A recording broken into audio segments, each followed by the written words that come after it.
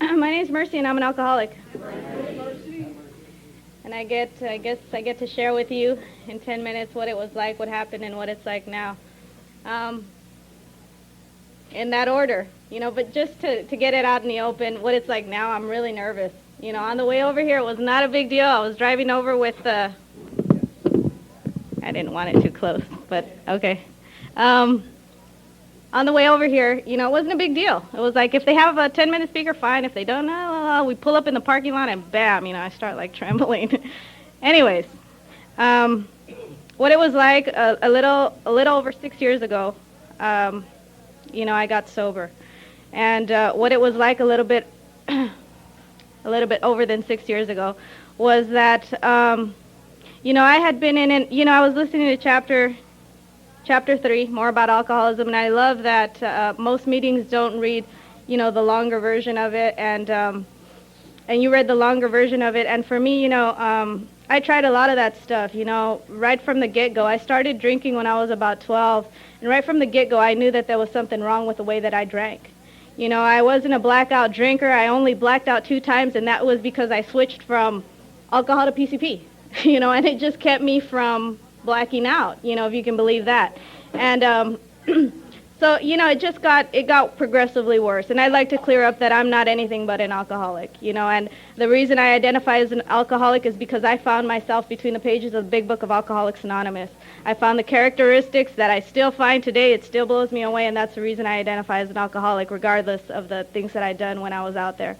So I went to a lot of mental institutions. I went to jail. I heard about the program when I was 16 years old, and I just didn't hear anything.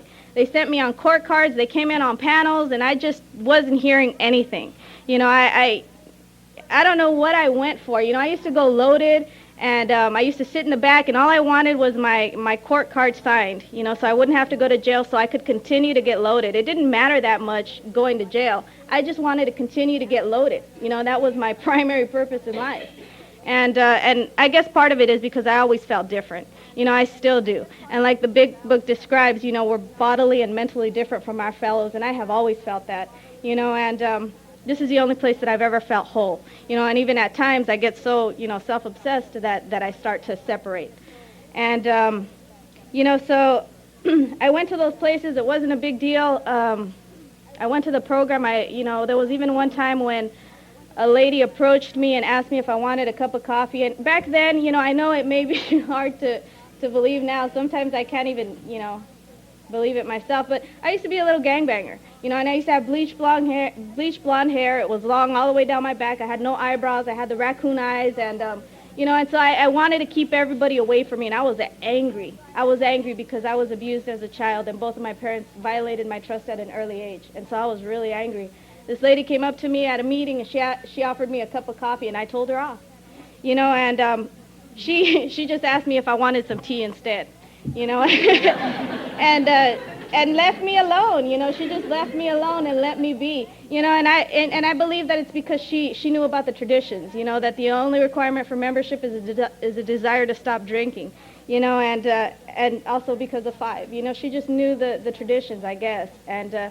The amazing thing about that is that when I was about 4 years sober, I got to make my amends to that lady just by coincidence. So, and she remembered me, and she was glad that I was sober, and it was, it was a beautiful experience.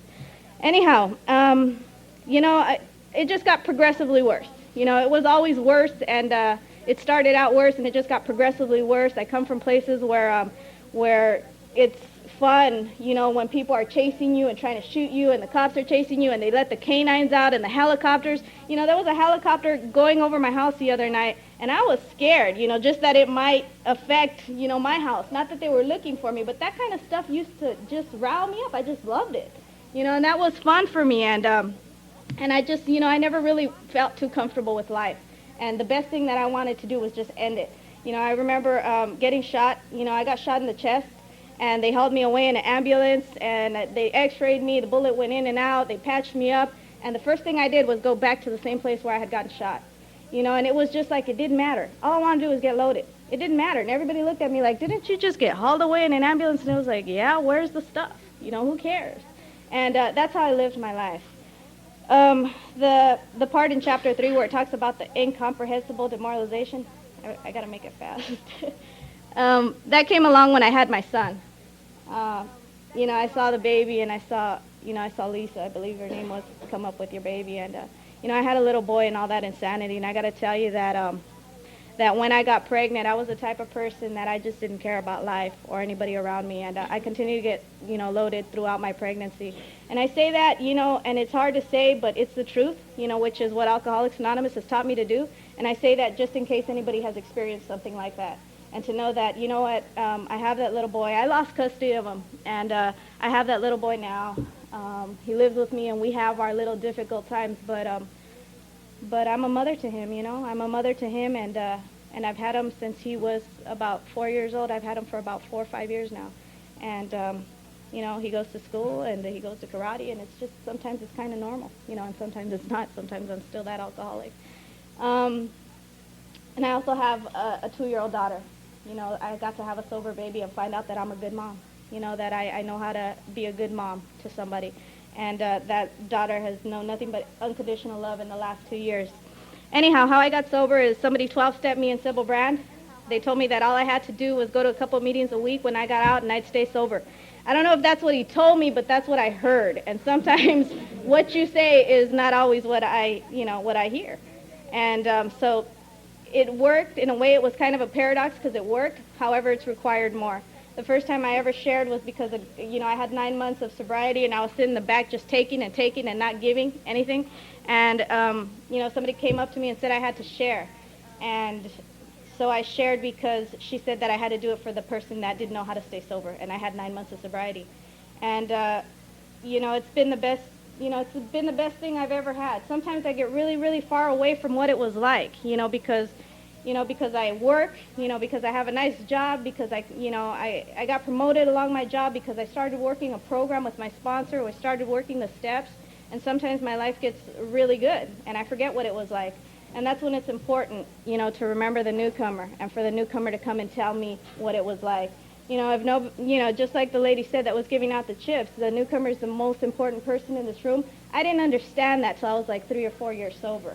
And I know that I get like really excited when newcomers start calling me. I'm so grateful. And I'm grateful to be part of this program, and I think that's all I got. Thank you for letting me share.